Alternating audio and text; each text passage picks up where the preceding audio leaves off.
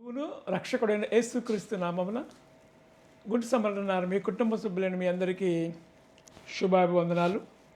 దేవుని యొక్క మహాకృపను బట్టి గతించిన వారమంతా దేవాతి దేవుడు తన కృపలో మనందరినీ కాపాడి సంరక్షించి మన బ్రతుకులో మరి యొక్క పునరుద్ధాన దినము దయచేసి ఆయన సన్నిధానంలో ఆయన బిడ్డలుగా ఆయన నామాన్ని ఘనపరచడానికి, స్తుతించడానికి, ఆరాధించడానికి, మరి ముఖ్యంగా దేవుని యొక్క వాక్యముతో మన జీవితాలను సరిచేసుకోవడానికి దేవతి దేవుడు మనకు అనుగ్రహించినటువంటి యొక్క కృపను బట్టి మనమందరమును కూడా దేవతి దేవునికి వందనములు, స్తుతులు, స్తోత్రాలు చెల్లించవలసిన వారమై ఉన్నాము.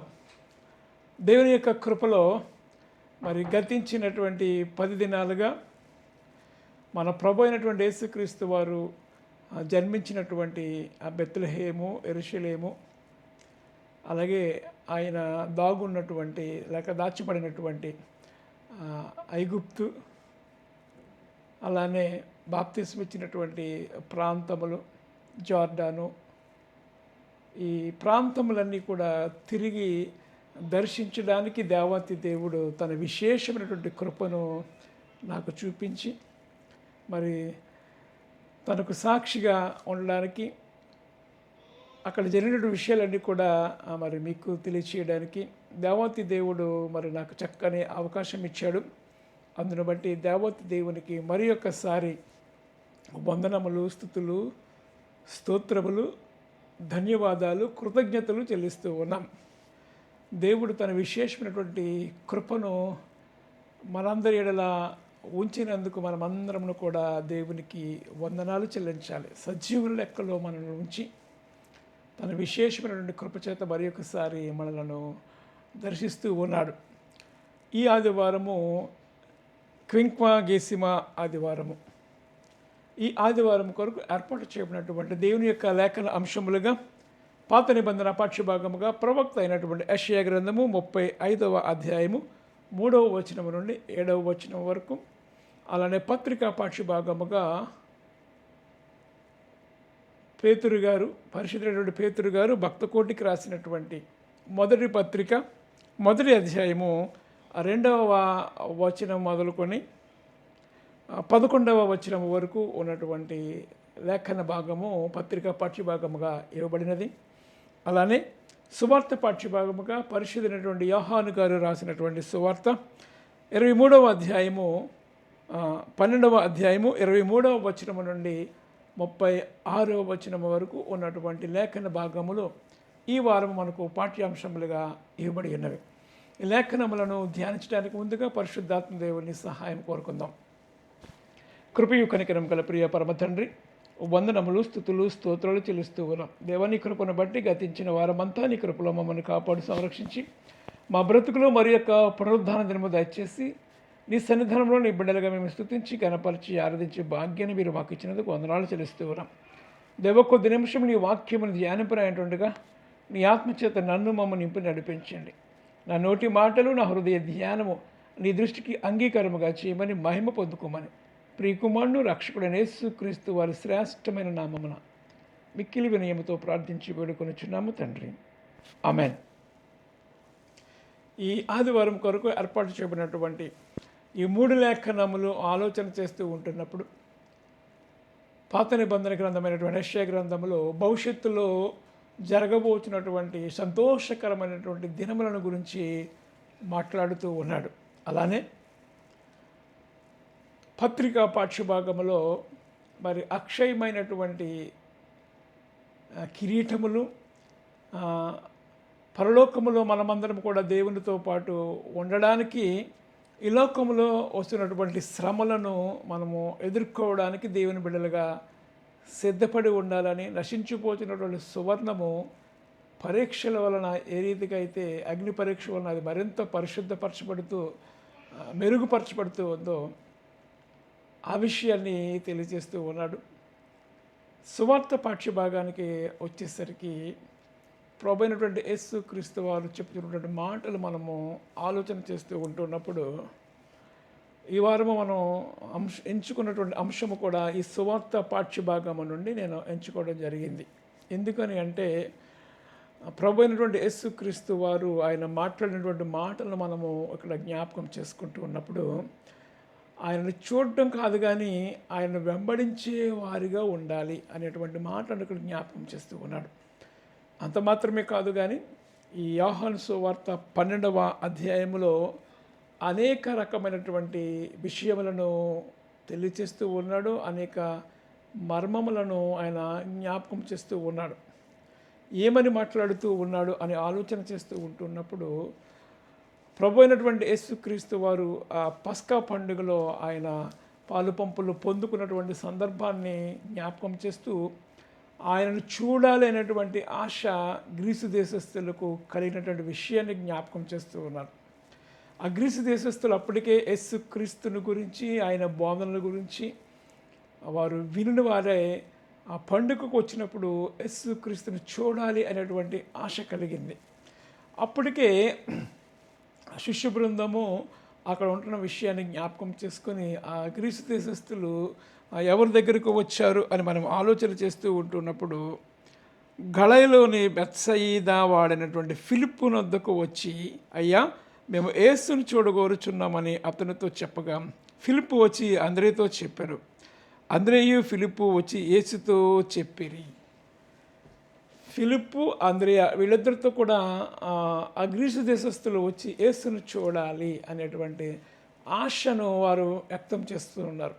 అప్పటికే యేసుక్రీస్తు వారు జరగబోచున్నటువంటి విషయములను ఆయన ఏ రీతిగా శిలువ మరణము ఆయన పొందవలసి ఉన్నదో ఆ విషయాన్ని ఆయన ఆలోచన చేస్తూ ఉన్న విషయం ఇక్కడ మనం ఆలోచన చేయాలి. యేసుక్రీస్తు వారిని చూడడానికి వచ్చినటువంటి సందర్భము ఆ గ్రీసు దేశస్థులైతే యేసుక్రీస్తు వారు ఈ శిష్యులిద్దరూ కూడా యేసుతో ఆ విషయాన్ని తెలియజేసిన తరువాత ఆయన మాట్లాడుతున్నటువంటి మాటలు మనము జ్ఞాపకం చేస్తూ ఉంటున్నప్పుడు ఎంతో లోతైనటువంటి విషయాలు జ్ఞాపకం చేస్తూ ఉన్నారు. అంటే కేవలము ఆయనను చూసేవారిగా కాదు, అనేక మంది ఆయన చూశారు. యేసు ఎవరో చూడగోరి వచ్చారు. జక్కయ్య కూడా అలాగే వచ్చాడు కదా, యేసు ఎవరో చూడాలి అని వచ్చాడు. యేసును చూసిన తరువాత తన జీవితాన్ని మార్చుకొని ఆయన్ను వెంబడించే వ్యక్తిగా అతను మారిపోయాడు. ఎంత అన్యాయముగా జీవించాడో అంత పరిశుద్ధముగా ప్రభువు కొరకు జీవించినటువంటి వ్యక్తిగా మనము చూస్తూ ఉన్నాం జక్కయ్యను. దేవుని యొక్క మహాకృపను బట్టి మరి జక్కయ్య గారు ఎక్కినటువంటి చెట్టును కూడా అక్కడ చూడడం జరిగింది. ఆ చెట్టు కూడా మరి ఫెన్సింగ్ వేసి చుట్టూ కూడా ఎంతో భద్రపరిచినటువంటి వృక్షాన్ని రోడ్డు మీద వెళుతూ ఉన్నప్పుడు ఆ కార్నర్లోనే ఉంది. అంటే యేసు ప్రభు వారు అలా రోడ్డు మీద వెళుతూ ఉన్నప్పుడు ఆ కార్నర్లో ఆ చెట్టు ఉంటే వెంటనే ఆ చెట్టు ఎక్కేసాడు. ఎందుకంటే ఆయన పొట్టివాడిగా ఉన్నాడు, కానీ చూడాలనేటువంటి ఆశ ఆయనను చెట్టు ఎక్కేలా చేసింది. ఆశ గల ప్రాణములు తృప్తిపరిచే దేవుడు మన దేవుడు కాబట్టి జక్కయ్య జీవితాన్ని తృప్తిపరిచాడు. తన మహిమకు ఒక పాత్రగా వాడుకున్నాడు. తన జీవితాన్ని మార్చి వెలుగు సంబంధించినటువంటి బిడ్డలుగా మరి యేసుక్రీస్తు వారు ఆ జక్కయ్య జీవితాన్ని మార్చాడు. అయితే ఇక్కడ ఈ గ్రీసు దేశస్థులు యేసుక్రీస్తు వారిని చూడడానికి వచ్చినటువంటి సందర్భాన్ని జ్ఞాపకం చేస్తూ ఉన్నప్పుడు యేసుక్రీస్తు వారు మాట్లాడుతున్నటువంటి మాటలు మనం ఆలోచన చేస్తూ ఉంటే ఈ వచ్చే వారం ఈ బుధవారం నుంచి మనం లెంటు ప్రేయర్స్లోకి వెళ్ళిపోతూ ఉంటాం. ఈ లెంట్ ప్రేయర్స్ అంతా కూడా యేసుక్రీస్తు వారు మన కొరకు ఆయన చేసినటువంటి గొప్ప త్యాగాన్ని ధ్యానం చేస్తూ ఉంటాం. ఆయన గురించి రాయబడినటువంటి ప్రవచనములను నెరవేర్పు మనము జ్ఞాపకం చేస్తూ ఉంటాం. ఆయన ఏ రీతిగా శిలువ శ్రమలు అనుభవించాడు ఆ విషయాన్ని జ్ఞాపకం చేస్తూ ఉంటాం. అన్నటువంటి విషయాలన్నీ కూడా మనము ధ్యానం చేస్తూ ఉంటాం. ఈ కాలంలో భాగంగానే యేసుక్రీస్తు వారు అంటున్నటువంటి మాటను మనము చూస్తూ ఉంటున్నప్పుడు ఆయన అంటూ ఉన్నాడు, అందుకు యేసు వారితో ఇట్లనను. యోహాను సువార్త 12వ అధ్యాయము 23వ వచనము మనం చూస్తూ ఉన్నప్పుడు, అందుకు యేసు వారితో ఇట్లనను, మనుష్య కుమారుడు మహిమ పొందవలసినటువంటి గడియ వచ్చి ఉన్నది. గోధుమ గింజ భూమిలో పడి చావకుండా ఉంటే అది ఫలించదు, కాబట్టి అది చస్తేనే ఫలిస్తుంది అనేటువంటి మాటను జ్ఞాపకం చేస్తూ ఉన్నాడు. అది ఒంటిగానే ఉండే ఎడల అది చచ్చిన ఎడల విస్తారముగా ఫలించును అనేటువంటి మాటను జ్ఞాపకం చేస్తూ ఉన్నాడు. ఫలింపు గురించి మాట్లాడుతూ ఉన్నాడు.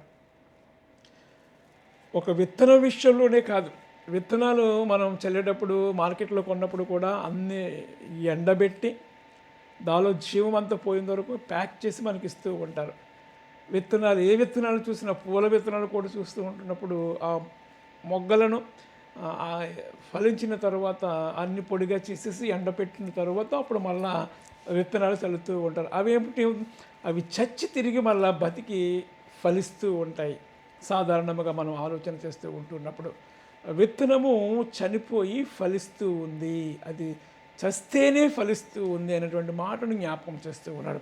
ఇక్కడ రెండవదిగా మనం ఆలోచన చేస్తూ ఉంటున్నప్పుడు మానవ జీవితంలో ఒక వ్యక్తి ఆశీర్వాదకరముగా మారాలి, అనేకులకు దీవెనకరముగా ఉండాలి అంటే తనలో ఉన్నటువంటి అహం తీసివేయాలి, తను తగ్గించుకోవాలి, ఈ లోకంలో చచ్చిన వాని వలె జీవించాలి క్రీస్తు కొరకు అనేటువంటి మాటను ఇక్కడ యేసుక్రీస్తు వారు మాట్లాడుతూ ఉన్నాడు. ఆయన అరితిగానే శిలువ శ్రమలకు ఆయన తను తగ్గించుకున్నాడు. ఆయన దేవుడై ఉండి దేవుని కుమారుడుగా ఆయన లోకంలోనికి రిక్తునిగా తను తగ్గించుకున్నాడు. శిలువ శ్రమలు అనుభవించడానికి ఫిలిప్పీ పత్రిక 2వ అధ్యాయం మనం ఆలోచన చేస్తూ ఉంటున్నప్పుడు ఈ మాటలన్నీ చూస్తూ ఉంటాం. ఆకాశం ఆయన సింహాసనం, భూమి ఆయన పాదపీఠముగా చేసుకున్నటువంటి దేవాతి దేవుడు ఇక్కడ అంటూ ఉంటాడు, దేవునితో సమానముగా ఉండడం విడిచిపెట్టకూడని భాగ్యమని ఆయన ఎంచుకొనలేదు, కానీ తాను తగ్గించుకునే రిక్తునిగా ఆయన వచ్చి శిలువ శ్రమలకు ఆయన సమర్పించుకున్నాడు అనేటువంటి మాటను మనము చూస్తూ ఉన్నాం. ఆయన తగ్గించుకున్నాడు, హెచ్చించబడి ఉన్నాడు అనేటువంటి మాటను కూడా చూస్తూ ఉన్నాం. ఎవరైతే తగ్గింపు జీవితాన్ని కలిగి ఉంటారో వారు ఫలిస్తారు. ఎవరైతే దేవుని కొరకు ఈ లోకములో తమ చచ్చిన వారిగా సమర్పించుకొని క్రీస్తు కొరకు జీవిస్తూ ఉంటారో వారు ఫలిస్తారు అనేటువంటి మాటను జ్ఞాపకం చేస్తూ ఉన్నాడు. నీ జీవితంలో ఇంకా ఏమైనా హెచ్చింపులు ఉన్నదా? మనం ఆలోచన చేసుకోవాలి. ప్రభువైనటువంటి యేసుక్రీస్తు అంటున్నటువంటి మాటను మనం జ్ఞాపకం చేస్తూ ఉంటున్నప్పుడు మనుష్య కుమారుడు పరిచర్య చేయుట కొరకే వచ్చిన, కానీ పరిచర్య చేయించుకున్నటకు ఆయన రాలేదు అనేటువంటి మాటను జ్ఞాపకం చేస్తూ ఉన్నాడు. అంటే ఆయన జీవిత విధానంలో మనం ఆలోచన చేస్తూ ఉంటున్నప్పుడు క్రీస్తు వలె మనము జీవించాలి అంటే ఆయన పోలి నడుచుకోవాలి. ఆయన క్షమాగుణాన్ని కలిగి ఉన్నాడు. ఆయన తగ్గింపు, హంబుల్నెస్, వినయ విధేయత కలిగినటువంటి వాడే.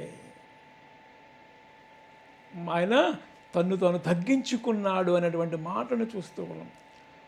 పౌలు గారు కూడా అంటూ ఉంటాడు, ఆయన శ్రమలు అనుభవించాడు, తను తగ్గించుకున్నాడు, మనలను ఆయన రక్షించడానికి సమర్థుడై ఉన్నాడు, ఆయన మానవుని వలె శోధించబడ్డాడు అనేటువంటి మాటలను కూడా జ్ఞాపకం చేస్తూ ఉంటాడు. ఆయనలో ఉన్నటువంటి తగ్గింపు మనం ఆలోచన చేసుకోవాలి. శిష్యుల పాదాలు కడిగాడు, తగ్గింపు. ఆయన మాట ఏంటంటే చూడడం మాత్రమే కాదు, కానీ రెండోది ఏం చెప్తున్నాడంటే ఎవడైనాను నన్ను వెంబడించుకోరని ఎడల. ఇది చాలా ప్రాముఖ్యమైనది. యేసుక్రీస్తు వారు కోరుకున్నది కూడా అదే. అందరూ ఆయనను వెంబడించాలి, అందరూ ఆయన చిత్తాన్ని జరిగించాలి, అందరూ కూడా పరలోక రాజ్యంలో చేరాలి, నరకం అనేది ఖాళీగా ఉండాలి. అనేక సందర్భాల్లో మనము ధ్యానం చేస్తూ నరకం ఎవరి కోసం చేయబడింది అనేటువంటి విషయాలు, దేవునికి వ్యతిరేకముగా తిరుగుబాటు చేసినటువంటి దేవదూతల కొరకు, లూసిఫర్ తన అనుచరుల కొరకు ఆ పరలోకము నుండి వారు గింటివేయబడి ఈ భూమి మీదకు వచ్చారు. నరలోకములోనికి వారు త్వరలో వెళ్ళిపోతూ ఉంటారు. క్రీస్తు 2వ రాకడలో హర్మగద్దోను యుద్ధము జరిగిన తరువాత. ఈ విషయం అన్నీ మనందరికీ తెలిసిందే. అయితే మనం నేర్చుకోవలసిన విషయం ఏమిటంటే హంబుల్నెస్. దేవుడు తాను తగ్గించుకున్నాడు. ఆ విషయాన్ని జ్ఞాపకం చేస్తూ ఉన్నాడు. గోధుమ గింజతో మన జీవితాలను ఆయన పోలుస్తూ ఉన్నాడు. అది చస్తేనే ఫలిస్తూ ఉండాలి, మనం ఫలించేవారిగా ఉండాలి. యోహాను సువార్త 15వ అధ్యాయం మనందరికీ సుపరిచితమైనది కదా. ఫలించాలి అనేది దేవుని యొక్క ఉద్దేశమైనది. నీవు బాగా ఫలిస్తే ఇంకా దేవుడు నిన్ను ఆనందపడుతూ ఉంటాడు, ఇచ్చిస్తూ ఉంటాడు. తలాంతుల విషయంలో కూడా అదే కదా. 2 తలాంతులు, 5 తలాంతులు, 1 తలాంతు. ఆ 2 తలాంతులు కలిగినటువంటి వారు, 5 తలాంతులు కలిగినటువంటి వారు బలా నమ్మకమైన మంచి దాసుడా అని దేవుని యొక్క మెప్పును పొందుకున్నటువంటి వ్యక్తులుగా మనం చూస్తూ ఉన్నాం ప్రియమైన వాళ్ళ. అంటే వారికి అప్పగించబడినటువంటి పనిలో నమ్మకత్వాన్ని కలిగి ఉన్నారు. ఇదే హంబుల్నెస్ అంటే. నమ్మకత్వాన్ని కలిగి ఉండి తన యజమాని యొక్క సంతోషంలో వారు పాలు పంపులు పొందుకున్నారు. వారికి అప్పగించినటువంటి పనిలో నమ్మకత్వాన్ని కలిగి వృద్ధి చేశారు. యేసుక్రీస్తు వారు కూడా అదే అంటున్నారు. తన కోసము తన ప్రాణమును కాపాడుకునేవాడు చచ్చిపోతూ ఉంటాడు, లేక నరకానికి వెళ్ళిపోతూ ఉంటాడు. నా నిమిత్తము తన ప్రాణమును పోగొట్టుకునేవాడు దాన్ని దక్కించుకుంటూ ఉంటాడు. ఇది యేసుక్రీస్తు వారు పలికినటువంటి మాటలు. నా నిమిత్తము తన ప్రాణమును ఎవరైతే పోగొట్టుకుంటూ ఉంటారో వారు దాన్ని దక్కించుకుంటారు అనేటువంటి మాటను జ్ఞాపకం చేస్తూ ఉన్నారు. వారికి అర్థమైపోయింది, ఆ గ్రీకు దేశస్థులకు శిష్యులకు కూడా, ఎవరైనా నన్ను వెంబడింపకోరిన ఎడల తను తగ్గించుకుని తన సిలువను ఎత్తుకుని అనేటువంటి మాటను వేరే పత్రికల్లో సువార్త పాఠాల్లో మనం చూస్తూ ఉంటాం. కానీ ఇక్కడ యోహాను గారు రాసినటువంటి ఈ అధ్యాయంలో ఆయన మాట్లాడుతున్నటువంటి మాటను మనం ఆలోచన చేస్తూ ఉంటున్నప్పుడు, ఆయన వెంబడించేవారిగా మనం ఉండాలనుకున్నప్పుడు మనం ఏం చేయాలట? తగ్గింపు స్వభావాన్ని కలిగి ఉండాలి. క్రీస్తు కొరకు జీవించాలి. ఈ లోకములో మనము క్రీస్తుని పోలు నడచడం అనేది అది ఎంతో కష్టమైనప్పటికీ కూడా ఆ శ్రమలలో మనము క్రీస్తుని మహిమపరచాలి. ఈ పత్రికా పాఠ్యభాగంలో అదే మాట్లాడుతూ ఉన్నాడు. నశించిపోవచ్చున్నటువంటి సువర్ణము అగ్ని పరీక్షల వలన ఏ రీతిగా అయితే మరింతగా మెరుగుపరచబడుతూ ఉందో, దేవుని బిడ్డలుగా క్రీస్తు కొరకు మనము జీవిస్తూ ఉంటున్నప్పుడు ఎదుర్కొన్నటువంటి శ్రమలను బట్టి మనము దేవుని నామాన్ని మహిమపరచాలి. ఎవడైనా క్రైస్తవుడైనందుకు హింసను అనుభవించిన ఎడల వాడు అట్టి స్థితిని బట్టి దేవుని నామాన్ని ఘనపరచాలి అని పేతురు గారు మాట్లాడుతూ ఉంటాం, మనం చూస్తూ ఉన్నాం. ప్రియమైన వాళ్ళారా, క్రీస్తుని వెంబడించే వారిగా ఉండడం అంటే ఏదో అది పూలబాట కాదు. క్రీస్తుని వెంబడించే వారిగా ఉండాలి అంటే అన్ని సందర్భాల్లోనూ కూడా సంతోషమే కలగదు. కానీ దేవాంతి దేవుడు తన పనిలో మనం ఉంటూ ఉన్నప్పుడు శిష్యులతో వాగ్దానం చేశాడు. ఇదిగో యుగ సమాప్తి వరకు నేను మీతో కూడా ఉంటాను అని వాగ్దానం చేశాడు. పౌలు అంటాడు, ఎట్టిపోయినను శ్రమపడుచున్నను ఇరికించబడుచున్నను అపాయములు ఉన్నప్పటికీ కూడా కేవలమేమో ఉపాయము లేని వారము కాము. దేవాతి దేవుడు మమ్మల్ని కాపాడుతూ ఉన్నాడు అనేటువంటి మాటను జ్ఞాపకం చేస్తూ ఉంటారు. నువ్వు క్రీస్తు కొరకు క్రీస్తు బిడ్డగా జీవించాలని ఆశపడితే ఆశగల ప్రాణమును ఆయన తృప్తిపరిచే దేవుడు, ఆయన విడువని వాడు ఎడబాయని వాడు అనే విషయాన్ని మనం జ్ఞాపకం చేసుకోవాలి. ఆయన పిలుస్తూ ఉన్నాడు కదా, నా యొద్దకు రండి, నేను మీకు తేలికగా చేస్తాను మీ భారాన్ని, మిమ్మల్ని గురించి నేను ఆలోచన చేస్తూ ఉన్నాను, మీ చింత యావత్తు నా మీద వేయండి. అలాగే శిష్యులతో మాట్లాడినటువంటి మాట, ఎవడైనా నన్ను వెంబడించుకోని అనేటువంటి మాటను జ్ఞాపకం చేస్తున్నాం కదా. ఈ 12 మంది శిష్యులు కూడా క్రీస్తును వెంబడించారు, క్రీస్తు కొరకు జీవించారు. ఎన్ని శ్రమలు వచ్చినప్పటికీ, ఇబ్బందులు వచ్చినప్పటికీ, వేదనలు వచ్చినప్పటికీ కూడా వారు ఏం చేశారంటే క్రీస్తు కొరకు జీవించారు. ఆయన పునరుద్ధరణ తిరిగి లేచిన తర్వాత, వారికి ప్రత్యక్షమైన తర్వాత, మేడగదిలో వారు పరిశుద్ధాత్మ అభిషేకం పొందుకున్న తర్వాత వారి జీవితాలు మారిపోయాయి. అప్పటికే వారు ఎన్నో శ్రమలు అనుభవించారు. అయినప్పటికీ కూడా వారు దేవుని కొరకు వారు జీవించినటువంటి వ్యక్తులుగా మనము చూస్తూ ఉన్నాం. నేను విడువను ఎడబాయను అని చెప్పినటువంటి దేవాతి దేవుడు మనకు తోడుగా ఉంటాడు. కష్టాలు వచ్చినా నష్టాలు వచ్చినా కలిగినను ఆయనను వెంబడించేవారిగా ఉండాలి. అది ఆయన కోరుకుంటూ ఉన్నాడు. ప్రియమైన వాళ్ళారా, ఈ ఉదయకాల సమయంలో ఆయన మనతో మాట్లాడుతున్నటువంటి ఆత్మీయ సత్యాలు అంటే గోధుమ గింజ చస్తేనే ఫలిస్తూ ఉంటుంది. రెండవది, దేవుని వెంబడించేవారు దేవుని కొరకు తన ప్రాణమును కూడా లక్ష్య పెట్టకుండా ఉండాలి అనేటువంటి మాటను పౌలు అంటూ ఉంటాడు కదా. ఎన్ని శ్రమలు వచ్చినప్పటికీ కూడా క్రీస్తు నన్ను దేని నిమిత్తమైతే పిలుచుకున్నాడో ఆ పిలుపును బట్టి నేను నాకున్నటువంటి సమస్తమైనటువంటి అన్నీ కూడా విడిచిపెట్టేసి క్రీస్తు యేసు పిలుపునకు కలుగు బహుమానము పొందవలనని నేను గురి ఎద్దుకే వెళ్ళుచూ ఉన్నాను. నేను సమస్తమును కూడా పెంటతో నష్టముగా ఎంచుకున్నాను. ఆయన అనేక పర్యాయములు మరి ఎన్నో దెబ్బలు తిన్నాడు, 39 దెబ్బలు అనేక పర్యాయాలు ఆయన తిన్నప్పటికీ కూడా క్రీస్తు కొరకు జీవించాడు. అంతే ఆయన అంటూ ఉంటాడు కదా, నేను క్రీస్తు కొరకు జీవించాను,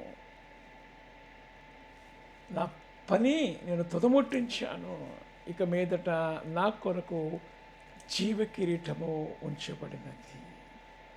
ఎవరైతే తగ్గించుకుంటారో, ఎవరైతే క్రీస్తు కొరకు జీవిస్తూ ఉంటారో, క్రీస్తు దాసులుగా యేసు క్రీస్తుని వెంబడిస్తూ ఉంటారో, ఆయన ప్రకటిస్తూ ఉంటారో, వారందరికీ కూడా దేవత దేవుడు కిరీటాన్ని ఇవ్వబోతూ ఉన్నాడు. నీవు ఫలించేవారుగా ఉంటూ ఉన్నప్పుడు నిన్ను గూర్చి దేవత దేవుడు నీ జీవితం ద్వారా మహిమపరచబడుతూ ఉంటాడు. కొండ మీద ఉన్నటువంటి పట్టణం ఏ రీతికి అయితే అనేకులకు వెలుగుగా కనిపిస్తూ ఉంటుందో అది మరుగు చేయడం అవకాశం లేదు. అలానే దేవుని బిడ్డలుగా దేవాతి దేవుడు నీకు ఇచ్చినటువంటి తలాంతులు, క్రీస్తు కొరకు నీవు జీవించినటువంటి జీవిత విధానమును బట్టి నీవు క్రీస్తు కొరకు జీవిస్తూ ఉంటే దేవాతి దేవుడు బడా నమ్మకమైన దాసుడా. గత 2 వారాల క్రితం మనం ఆలోచన చేస్తాం కదా, బడా నమ్మకమైన నా మంచి దాసుడా. ఏ స్థితిలో ఉన్నప్పటికీ కూడా దేవుని బిడ్డగానే మనం జీవించాలి క్రైస్తవులుగా. గత 2 రోజులలో నేను ఐగుప్తులో ఉన్నప్పుడు చిన్న షాపింగ్ చేస్తూ ఉంటున్నప్పుడు మార్కెట్లో ఉన్నటువంటి రేట్లను కంపేర్ చేస్తూ ఉంటున్నప్పుడు నేను ఒక మాట అన్నాను. ఏమన్నానంటే, ఇజ్రాయేల్ దేశము కంటే ఇక్కడ ఎక్కువగా రేట్లు ఉన్నాయి అనేటువంటి మాటను నేను మాట్లాడాను. వెంటనే ఐగుప్తీయుడు షాప్ ఓనర్ వచ్చి, do you love Israel, do you love Israel, do you love Israel అని 3 సార్లు అడిగాడు. నేను మాట్లాడలేదు. అప్పుడు ఆలోచన చేశాను వెంటనే, క్రీస్తు కొరకు మనం జీవించడానికి వచ్చాం, హోలీ ల్యాండ్ చూడడానికి వచ్చాం, దేవుని బిడ్డలుగా వచ్చాం కాబట్టి ఆయన నామాన్ని ఘనపరచాలి, ఏమైనా పర్లేదని ఎస్ ఐ లవ్ ఇజ్రాయెల్ అని చెప్పడం జరిగింది. వాడు వెంటనే దెన్ గో టు హెల్ అన్నాడు. అంటే అవకాశాన్ని బట్టి నేను ఐ డోంట్ లైక్ ఇజ్రాయెల్ అంటే వాడు నన్నంతా అప్రిషియేట్ చేస్తుంటేవాడు. అంటే ఒక్క మాటలో నేను తప్పిపోయి ఉంటే క్రీస్తు ఎరగను అని అన్ని ఉంటే వాడు అప్రిషియేట్ చేస్తూ ఉంటాడు, కానీ అది దేవునికి మహిమ కాదు. కాబట్టి దేవతి దేవుణ్ణి ఏ స్థితిలో ఉన్నప్పటికీ కూడా ఆయన బిడ్డలుగా జీవించాలనే ఉద్దేశం వెంటనే నాకు ఆలోచన, ఎస్ ఐ లవ్ ఇజ్రాయెల్ అన్నాను. And I also love Egypt అని కూడా చెప్పాను. ఎందుకంటే యేసుక్రీస్తు వారు అక్కడి నుంచి ఐగుప్తులోనూ నా కుమారుని పిలిచేతును అన్నటువంటి ప్రవచనం నెరవేర్పుకి అక్కడ కూడా వచ్చాడు. ఆ శపితమైనటువంటి ప్రాంతాన్ని యేసుక్రీస్తు వారు కూడా దర్శించి ఆశీర్వదించినటువంటి విషయం మనం ఆలోచన చేస్తూ ఉంటాం. అంటే అందరినీ మనం ప్రేమించాలి, ఇజ్రాయేలుని మాత్రమే కాదు, ఐగుప్తు దేశాన్ని కూడా ప్రేమించాలి. వారికి కూడా రక్షణ కావాలి, వారెవరికి కూడా ఇంకా మార్పు లేని వారిగానే ఉన్నారనే విషయాన్ని మనం జ్ఞాపకం చేసుకోవాలి. రామాపత్రికలో మనం ఆలోచన చేస్తూ ఉంటాం కదా, క్రీస్తు రక్షణ గురించి, వారి గురించి మరి ఎన్నో విషయాలు మనం ఆ పత్రికలో, ఈ రామపత్రిక 10, 11, 12 అధ్యాయాలు చూస్తూ ఉంటున్నప్పుడు మనం ఆలోచన చేస్తూ ఉన్నాం దేవుని యొక్క రక్షణ ప్రణాళికను గురించి. ఏదేమైనప్పటికీ కూడా వారు కూడా దేవుని తెలుసుకోవాలి, అంతటా అందరూ మారు మనసు పొందాలి అని దేవుని ప్రణాళిక. కాబట్టి నువ్వు ఎక్కడున్న ఏ స్థితిలో ఉన్నా కూడా దేవుని బిడ్డగా జీవిస్తూ ఉంటున్నప్పుడు దేవుడు నిన్ను బట్టి ఆయన నామము మహిమపరచబడుతూ ఉంది అనే విషయాన్ని జ్ఞాపకం చేసుకోవాలి. పేతురు గారు అవే విషయాలు జ్ఞాపకం చేశాడు. శిలువ శ్రమలు ధ్యానం చేస్తూ ఉంటున్నప్పుడు మిగిలిన విషయాలని కూడా మనం జ్ఞాపకం చేస్తూ ఉంటాం. కాబట్టి క్రీస్తు బిడ్డలుగా మనం జీవించడం అనేది చాలా ప్రాముఖ్యమైన విషయము అనే విషయాన్ని దేవాతి దేవుడు అక్కడ ఉన్నటువంటి ఆయనను చూడడానికి వచ్చినటువంటి వారితో ఆయన మాట్లాడుతూ ఉన్నారు. వచ్చి చూడండి అనేటువంటి మాటను చూస్తూ ఉన్నాం. ఆయన జీవిత విధానం, ఆయన తగ్గింపు, ఆ 3.5 సంవత్సరాల పరిచర్యలో ఆయన ఎంత వినయ విధేయతలు కలిగి ఉన్నాడో మనం ఆలోచన చేస్తూ ఉంటున్నప్పుడు, మనము కూడా క్రీస్తుని పోలి నడచడానికి ఇష్టపడుతూ ఉన్నప్పుడు క్రీస్తు కొరకు రోషము కలిగి ఉండాలి, క్రీస్తు బిడ్డలుగా జీవించాలి, ఆయన ప్రకటించేవారుగా ఉండాలి అనే విషయాన్ని మనం జ్ఞాపకం చేసుకోవాలి. పేతురు గారు అవే విషయాలు మాట్లాడుతూ చాలా చక్కగా జ్ఞాపకం చేస్తూ ఉన్నాడు. సమయము అయిపోతూ ఉంది కాబట్టి నేను 2 విషయాలు గబగబా చదివి నేను ముగిస్తూ ఉంటాను. పేతురు గారు రాసినటువంటి మొదటి పత్రికలో అంటున్నటువంటి మాటను ఏమంటున్నాడంటే, నిర్మలమైనది వాడబారని స్వాస్యము మనకు కలుగునట్లు ఆయన తన విశేష కనికరము చొప్పున మనలను మరలా జన్మింపచేసెను. కడవరి కాలమందు బయలుపరచు సిద్ధమగునట్లు రక్షణ మీకు కలుగునట్లు విశ్వాసము ద్వారా దేవుని శక్తి చేత కాపాడబడు మీ కొరకును ఆ స్వాస్యమును పరలోకమందు భద్రపరచబడిన దేవుని నామానికి మహిమ కలుగును గాక. స్వాస్యము, దేవుని యొక్క స్వాస్యములోనికి, ఆయన రాజ్యములోనికి మనం వెళ్ళడానికి నిత్యమైనది, నిర్మలమైనది, అక్షయమైనది, వాడబారని స్వాస్యము మనకు పరలోకమందు ఉన్నదని మనము ఎరుగుదము అనేటువంటి మాటను జ్ఞాపకం చేస్తూ, పరలోకములో భద్రపరచబడి ఉన్నదనేటువంటి మాటను జ్ఞాపకం చేస్తూ ఉన్నాడు. కడవరి కాలమందు బయలుపరచబడుటకు సిద్ధముగున్నట్టు రక్షణ మీకు కలుగునట్లు విశ్వాసము ద్వారా దేవుని శక్తి చేత కాపాడబడుదురు. ఆ శ్వాసం పరలోకమందు భద్రపరచబడినది. ఇందువలన మీరు మిక్కిలి ఆనందించున్నారు. కానీ ఆయన బట్టి నానా విధమైన శోధన చేత ప్రస్తుతం కొంచెం కాలము మీకు శ్రమలు కలుగుచున్నప్పటికీ కూడా బంగారం ఏ రీతిగా ఉందో ఆ విషయాన్ని జ్ఞాపకం చేస్తూ ఉన్నాడు. ప్రియమైన వాళ్ళారా, ఎప్పటివరకు 11వ వచనాన్ని మనం ఆలోచన చేస్తూ ఉన్నప్పుడు మనం ఆలోచన చేస్తూ ఉంటే ఆయన మాట్లాడుతూ, ఇప్పుడు కన్నులారా చూడకయే విశ్వసించు ఉన్నటువంటి మీరు విశ్వాసమునకు ఫలమును అనగా ఆత్మరక్షణ పొందుచు చెప్పసఖ్యము కానీ మహిమాయుక్తమైన సంతోషము గల వారపై ఆనందించున్నారు. మీకు కలుగు ఆ కృపను గురించి ప్రవక్తలు ప్రవచించారనేటువంటి మాటను జ్ఞాపకం చేస్తున్నాడు. కాబట్టి చెప్పసఖ్యము కానీ మహిమాయుక్తమైనటువంటి ఆ పరలోక పట్టణంలోనికి, ఆ స్వాస్యములోనికి మనం అందరం వెళుతూ ఉంటాం. కాబట్టి ఈ భూమి మీద మనము దేవుని పోలి దేవుని బిడ్డలుగా జీవించాలి, ఆయన వెంబడించేవారిగా ఉండాలి. జయప్రభు యేసు నేవేంబడించుచు జయముగా వేడలేదము, యేసుతో జయముగా నడచెదము. అంటే క్రీస్తుని వెంబడించి, జయప్రభు యేసుని వెంబడించేవారుగా, వెలుగు సంబంధులుగా ఉండాలి. యేసుక్రీస్తు అదే అంటాడు, వెలుగు కొంతకాలమే ఉంటూ ఉంటుంది. కాబట్టి ఆ వెలుగు ఎవరు? యేసుక్రీస్తు వారు. ఆయన త్వరలో మరణించబోతున్న విషయాన్ని జ్ఞాపకం చేస్తున్నారు. మీరు వెలుగు సంబంధులుగా ఉండండి, వెలుగును గ్రహించండి. విశ్వాసమును బట్టి మీరు విశ్వాసమును కలిగి ఉండండి, వెలుగు సంబంధమైన బిడ్డలుగా జీవించండి అనేటువంటి మాటను యేసుక్రీస్తు వారు చెప్పడం మనం చూస్తున్నాం. కాబట్టి ఆయన వెంబడించే వారిగా మనం తగ్గించుకుందాం, క్రీస్తు బిడ్డలుగా ఈ లోకంలో అనేకులకు మాదిరిగా ఉందాం.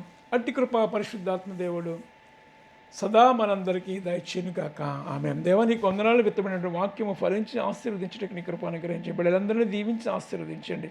చిన్న బిడ్డల మొదలుకొని వృద్ధుల వరకు ప్రతి ఒక్కరిపై నీ యొక్క కాపుదలతో నుంచి నడిపించమని, మహిమ పొందుకోమని, నిత్యరాజ్యమునకు వారసులుగా బిడ్డలందరినీ చేయమని ప్రియ కుమారుడు రక్షకుడైన యేసుక్రీస్తు నామమున ప్రార్థించి వేడుకొనుచున్నాము తండ్రి. ఆమేన్. మన తండ్రి దేవుని ప్రేమయు ప్రభువైన యేసుక్రీస్తు కృపయు పరిశుద్ధాత్మ దేవుని అన్యోన్య సహవాసం సదాకాలం మీకు తోడేండును గాక. ఆమేన్.